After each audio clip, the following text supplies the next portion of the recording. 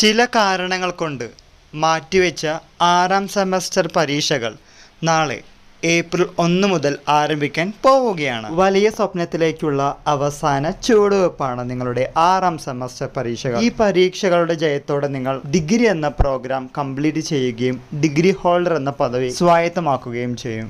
പലർക്കും ഈ മധ്യവേനൽ അവധിയിൽ പരീക്ഷകൾ എഴുതാൻ അത്ര താല്പര്യമൊന്നുമില്ലെന്നറിയാം. പക്ഷേ എഴുതിയല്ലേ പറ്റൂ എന്ന കാര്യം മറന്നു പോകരുത്. പതിവ് പോലെ പരീക്ഷയ്ക്ക് അരമണിക്കൂർ മുമ്പെങ്കിലും നിങ്ങൾ കോളേജിലേക്ക് എത്തുകയും നിങ്ങളുടെ ഇരിപ്പിടം സ്വന്തമാക്കുകയും ചെയ്യണം. തിരക്ക് കൂട്ടാതെ ടീച്ചർമാർ പറയുന്ന നിർദ്ദേശങ്ങൾക്കനുസരിച്ച് ബാർകോഡിൽ എഴുതുകയും സ്റ്റിക്കർ ഒട്ടുകയും മറക്കരുത്. ആദ്യമായി ചെയ്യേണ്ടത് ഒരാവർത്തി നിങ്ങളുടെ ക്വസ്റ്റ്യൻ പേപ്പർ വായിക്കുക. അതിനുശേഷം അറിയാവുന്ന ക്വസ്റ്റ്യൻസിനെ ടിക്ക് മാർക്ക് ചെയ്യുകയും ആ ക്വസ്റ്റ്യൻസ് ആദ്യം എഴുതുകയും ചെയ്യണം. ബാക്കിയുള്ള ക്വസ്റ്റ്യൻസിൻ്റെ ആൻസേഴ്സ് എഴുതേണ്ട എന്നല്ല ഇതിനർത്ഥം. എളുപ്പമുള്ള ക്വസ്റ്റ്യൻസ് ആദ്യം എഴുതിയാൽ തന്നെ നിങ്ങൾ കുറച്ചും കൂടി നിങ്ങളുടെ പേപ്പർ വഴി ഇംപ്രഷൻ ക്രിയേറ്റ് ചെയ്യാൻ സാധിക്കും.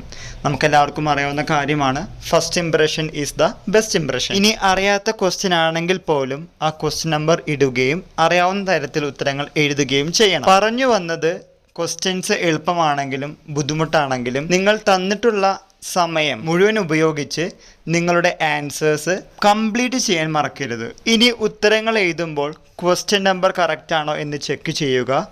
മാർക്കിനനുസരിച്ച് ഉത്തരങ്ങൾ എഴുതി പഠിക്കുക. ദെൻ നിങ്ങൾ ഉത്തരങ്ങൾ എഴുതുമ്പോൾ നമ്മൾ പലപ്പോഴും മുമ്പത്തെ വീഡിയോസിൽ പറഞ്ഞതുപോലെ തന്നെ അതിന് വേണ്ട ഒരു ഇൻട്രൊഡക്ഷൻ കൊടുക്കുക. ദെൻ സപ്പോർട്ടിംഗ് പോയിന്റ് കൊടുക്കുക.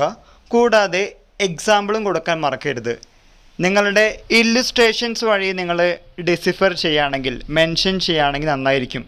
അതിന് നിങ്ങൾക്ക് flow chart, concept mapping, mind mapping തുടങ്ങിയുള്ള കാര്യങ്ങൾ ഉൾപ്പെടുത്തുകയാണെങ്കിൽ എക്സ്ട്രാ മാർക്ക് കിട്ടാനുള്ള സാധ്യത വളരെ കൂടുതലാണ്. മാർക്കിനനുസരിച്ച് ഈ പറഞ്ഞ പൊടിക്കൈകൾ ഉപയോഗിക്കുകയാണെങ്കിൽ തീർച്ചയായിട്ടും നിങ്ങൾക്ക് 6ാം സെമസ്റ്റർ പരീക്ഷയും കൂടി ജയിച്ച് മുന്നോട്ട് പോകാൻ സാധിക്കും. 5 സെമസ്റ്റർ വരെ ജയിച്ച കുട്ടികൾക്ക് 6ാം സെമസ്റ്ററും അത്ര ബുദ്ധിമുട്ടൊന്നുമില്ല.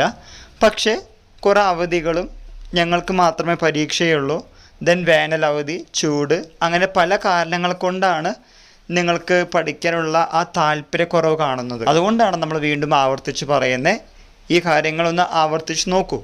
നിങ്ങളുടെ പേപ്പറിൽ അത് കൊണ്ടുവന്നു കഴിഞ്ഞാൽ വളരെ വലിയ മാറ്റമുണ്ടാകുമെന്ന് തന്നെയാണ് വിശ്വസിക്കുന്നത്. ശ്രദ്ധിക്കേണ്ട കാര്യം, സമയം മുഴുവനായിട്ടും ഉപയോഗിക്കുക. എല്ലാ ക്വസ്റ്റ്യൻസിനും ആൻസേഴ്സ് എഴുതാൻ മറക്കരുത്. ഇത് നിങ്ങളുടെ ദിവസമാണ്. ഇനിയുള്ള ദിവസങ്ങൾ നിങ്ങൾക്ക് നല്ലത് വരട്ടെ. ഇതുമായി റിലേറ്റ് ചെയ്യുന്ന എന്തെങ്കിലും സംശയങ്ങളുണ്ടെങ്കിൽ നിങ്ങൾക്ക് കമൻറ്റ് ബോക്സിൽ കമൻറ്റ് ചെയ്യാവുന്നതാണ്. അറിയാവുന്ന കാര്യങ്ങൾ നിങ്ങളുടെ മുമ്പിൽ പ്രസൻറ്റ് ചെയ്യാം. എല്ലാവർക്കും ഒരിക്കൽ കൂടി നന്ദി, നമസ്കാരം.